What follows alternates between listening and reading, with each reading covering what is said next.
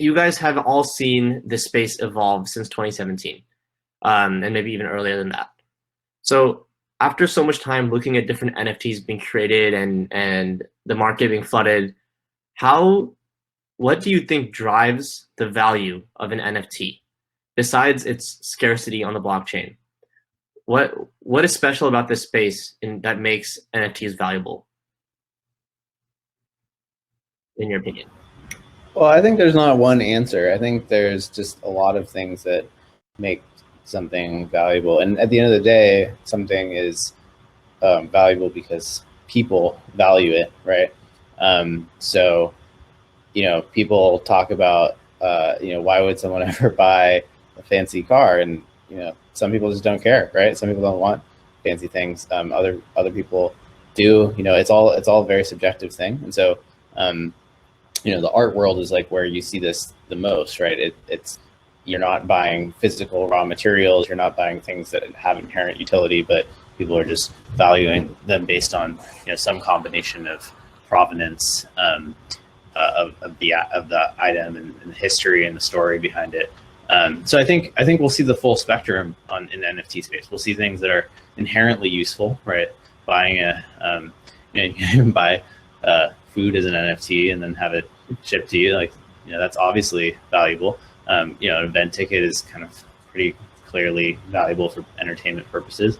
But then on the other side of things, like things that are really only valuable because there's the provenance associated with the person who created it, or there's the story behind it, and that's the reason they're valuable. I think if you look at CryptoPunks, there's this really for folks who aren't familiar with CryptoPunks, it was pretty much the first non-fungible token project on Ethereum. And there were 10,000 CryptoPunks that were released, and they've sort of become the first digital antique.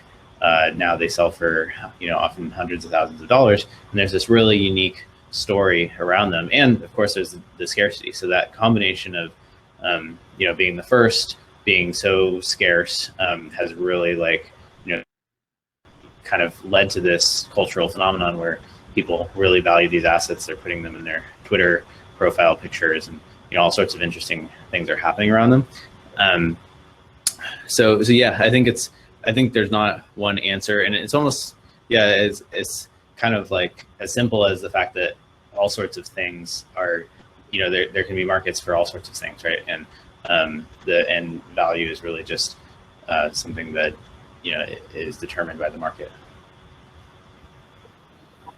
I'd like to add that seeing the reaction of people in bidding wars is during our first drop for the Ethereum sneaker, there was a Boston Celtics sneaker cred that thought she was like our executive assistant at Insight, and she really wanted it so much that she had asked her fiance to buy it for her.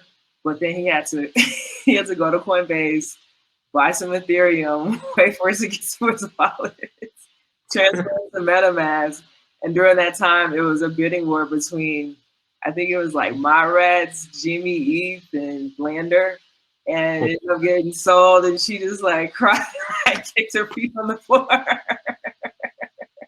But it was so wild, like seeing it in real action. It was just like this feeling, this energy, this like, I guess, synergy around, people's excitement for different projects, and or really what motivates them to make that purchase. Because sometimes, user onboarding the first time, it can cause a little bit of friction, but if they're very, very determined, they want that sneaker, they're going to get it done. So that's so cool. Wow.